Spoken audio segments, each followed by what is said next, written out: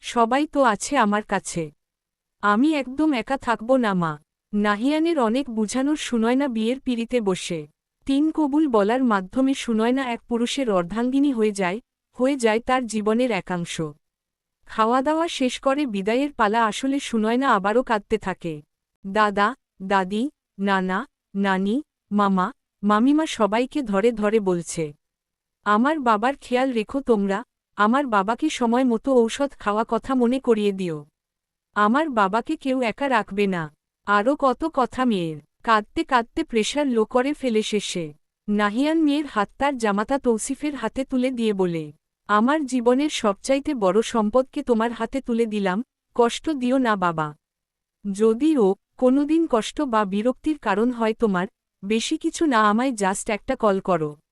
আমি আমার সম্পদকে ফিরিয়ে আনব আমার কাছে। আর কোনোদিন ধোঁকা দিও না বাবা।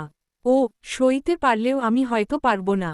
তৌসিফ আশ্বস্ত করে নাহিয়ানকে, তারপর নাহিয়ানের জীবনের মূল্যবান সম্পদটিকে নিজের সাথে করে নিয়ে যায় নিজের রাজ্যে। সুনয়নাদের গাড়ির দৃষ্টি সীমার বাহিরে চলে না যাওয়া পর্যন্ত নাহিয়ান সেখানেই দাঁড়িয়ে থাকে। গাড়ি একসময় মিলিয়ে গেলে সেও আস্তে ধীরে হাঁটা দেয় তার গাড়ির উদ্দেশ্যে। নিজের গাড়িতে বসে রওনা হয় তার না হওয়া প্রেয়সীর কাছে যাওয়ার জন্য। আধা ঘন্টা ড্রাইভিংয়ের পর নাহিয়ানের গাড়ি এসে থামে তাদের পারিবারিক কবরস্থানের সামনে। নাহিয়ানের পাগলামিতে বাধ্য হয়ে সিরাতকে তাদের পারিবারিক কবরস্থানে কবর দেওয়া হয়েছিল। নাহিয়ান হাঁটতে হাঁটতে উপস্থিত হয় একটা বাগান বিলাস গাছের নিচে। এই গাছটির নিচেই শুয়ে আছে তার হৃদয়ের রানী, তার না হওয়া প্রেয়সী। নাহিয়ান কবরটির সামনে বসে পড়ে আশেপাশের ছড়ানো ছিটানো পড়ে থাকা শুকনো পাতাগুলো নিজ হাতে সরিয়ে দেয়। তারপর কবরটির দিকে এক ধ্যানে তাকিয়ে থাকে বেশ কিছুক্ষণ। এমনটা সে সবসময়ই করে। সে যখন কবরটির দিকে এমনভাবে তাকিয়ে থাকে, তখন তার মনে হয় কবরের ভেতরে শুয়ে থাকা মানুষটিও তার দিকে একইভাবে তাকিয়ে আছে। বেশ কিছুক্ষণ তাকিয়ে থাকার পর নাহিয়ান মুখ খুলে সে বলতে শুরু করে আজকের সকল ঘটনাগুলো বলতে বলতে কখনো সে হেসে দিচ্ছে, কখনো বা হু হু করে কেঁদে দিচ্ছে। একসময় সে কবরটির পাশে শুয়ে আকাশের দিকে তাকিয়ে বলতে থাকে, তুমি এই দুনিয়ায় আমার হওনি, কিন্তু ওই দুনিয়ায় আমি তোমার দাবি ছাড়ব না। আমি আল্লাহর কাছে তোমায় চেয়ে নিব এবার। তারপর তুমি, আমি আর আমাদের ময়না পাখি সুনয়না মিলে অনেক সুখে থাকব। জান্নাতে নাকি কোন দুঃখ নেই, শুধু সুখ আর সুখ। তারপর কাত হয়ে শুয়ে কবরটির দিকে তাকিয়ে বলে, কি হবে তো আমার ওই দুনিয়ায়? নাকি এবারও আমায় খালি হাতে ফিরিয়ে দিবে? হঠাৎই এক গা জুড়ানো দমকা হাওয়া এসে নাহিয়ানকে ছুঁয়ে দেয়। নাহিয়ানের মনে হয় হাওয়ায় ভেসে আসছে কারো খিলখিলিয়ে হাসির শব্দ, আর সেই হাসির মালিক বলছে, হব, এইবার শুধু আপনার হব দারোগা মশাই। পরিশিষ্ট জানতে চান সেই দুই বেইমানের কি হয়েছিল? শুনতে চান তাদের নিষ্ঠুর পরিণতির কাহিনী? তাহলে শুনুন। সিরাত মারা যাওয়ার পর তাসফিন নিজের ভুল বুঝতে পেরে অনেক পাগলামি করে। কিন্তু কেউ তাকে সিরাতের কাছে পর্যন্ত ঘেঁষতে দেয় না। এমনকি সিরাতের কবরে মাটি পর্যন্ত দিতে দেওয়া হয় না। নাহিয়ান বাদী হয়ে তাসফিন ও লিজার বিরুদ্ধে মামলা করে। তাসফিন নিজেও ভুল স্বীকার করায় তাকে শাস্তি দেওয়া আরও সহজ হয়ে যায়। তাদের দুইজনেরই 10 বছরের জেল হয়। জেল থেকে বের হওয়ার পর তাদেরকে সবাই সামাজিকভাবে বয়কট করে। তাসফিনের বাবা মা এই 10 বছরে মারা যাওয়ায় তার ভাইবোন কেউই তাকে নিজের কাছে ঠাঁই দেয় না। লিজার আগের যেই সংসার ছিল সেই স্বামীও তাকে বহু আগে তালাক দেওয়ায় বাবা মায়ের কাছে ওঠে। কিন্তু সেখানেও সে শান্তি পায় না। শেষে তারা জন বিয়ে করে ফেলে। বিয়ে করার পর তাসফিন অনেক কষ্টে একটা সিকিউরিটি গার্ডের চাকরি নেয়। সে যথেষ্ট উচ্চশিক্ষিত হওয়া সত্ত্বেও তার বায়োডাটায় 10 বছরের জেলের ইতিহাস দেখে কোন কোম্পানিই তাকে নেয় না চাকরির জন্য। সিকিউরিটি গার্ডের চাকরি করে যাও সংসার চালাচ্ছিল লিজার, এতে পোষায় না। তার লোভ জেগে ওঠে। সে সামাজিক যোগাযোগের মাধ্যমে একটা লোকের সাথে পরিচিত হয়। তারপর পরিচয় থেকে প্রণয়। একসময় তাসফিনকে ছেড়ে দেওয়ার কত পায়তারা করতে থাকে, কিন্তু তাসফিন তাকে ছাড়ে না। উপায় না পেয়ে একদিন লিজা তার নতুন বয়ফ্রেন্ডকে নিয়ে তাসফিনের মাথায় বাজেভাবে করে পালিয়ে যায়। তাসফিনের মাথার আঘাত এতটা গভীর ছিল যে তাসফিন মানসিক ভারসাম্য হারিয়ে ফেলে আর রাস্তায় পাগল হয়ে ঘুরতে থাকল। অন্যদিকে লিজার নতুন বয়ফ্রেন্ড ছিল পতি তালয়ে মেয়ে চারকারির একজন সদস্য। সে তাকে পতি তারা চিহ্ন তালয়ে নিয়ে গিয়ে বেচে দেয়। লিজা তারপর থেকে সেও মানবেতর জীবনযাপন করতে থাকে। সে প্রতিদিন মরণ যন্ত্রণা ভোগ করে, নিজের শরীর বেচে বেলা দুমুঠো খাবারের জোগাড় করে। সে যেই পতি তারা চিহ্ন তালে থাকে সেখানকার সর্দানি অনেক খারাপ। শরীর খারাপ থাকলেও তাকে মুক্তি দেয় না, বরং অন্য সব পতি তারা চিহ্ন তার চেয়ে লিজার একর একটু বেশিই নির্যাতন করে। সাময়িক সুখে সন্ধানে এতগুলো মানুষের জীবনের সুখ হারিয়ে গিয়েছে। একজন কবরে গিয়ে তার শান্তি খুঁজে নিয়েছে, আরেকজন নিঃসঙ্গতাকে। একজন মানসিক ভারসাম্য হারিয়ে ছন্নছাড়া হয়ে রাস্তায় বসবাস করছে, তো আরেকজন নিজের অনিচ্ছায় শরীর বেচছে প্রতিদিন। অথচ তারা সকলেই সুখী হতে পারত। সমাপ্ত।